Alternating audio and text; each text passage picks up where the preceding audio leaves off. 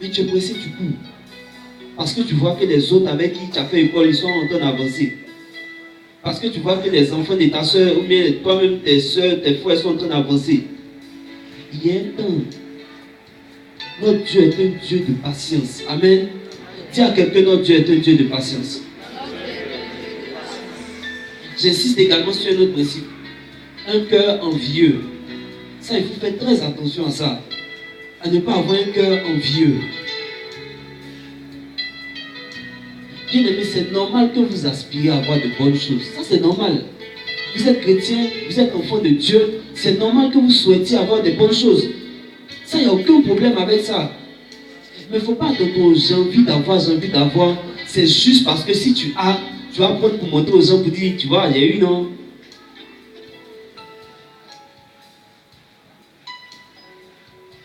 Elle a payé son habit à 15 000. Toi, tu as payé ton habit à 5 000, à 500. Quand vous devez vous sortir, vous n'êtes pas habillé. Amen. Voilà. Il y a des points quelque part là-bas. Là. Si tu as payé à 500, mais on pensait que tu as payé à 20 000.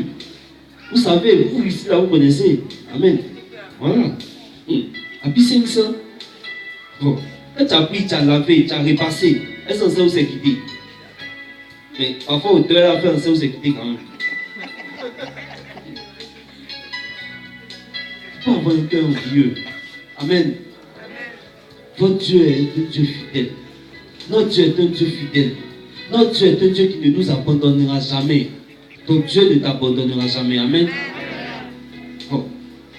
C'est dans le cas de comment. On a une seule vie.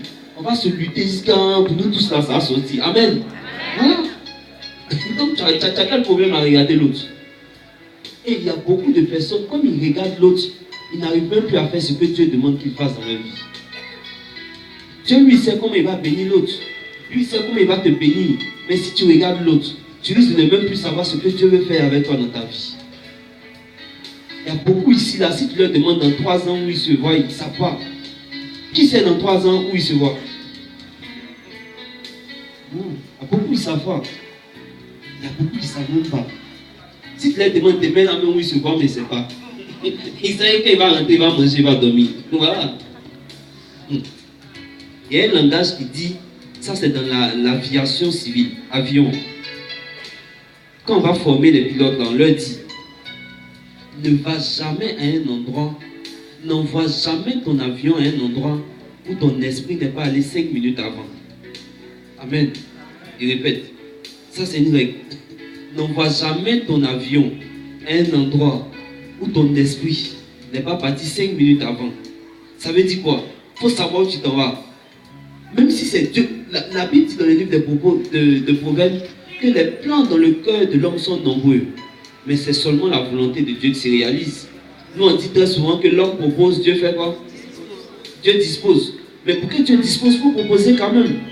Mais tu ne sais pas où tu t'en vas.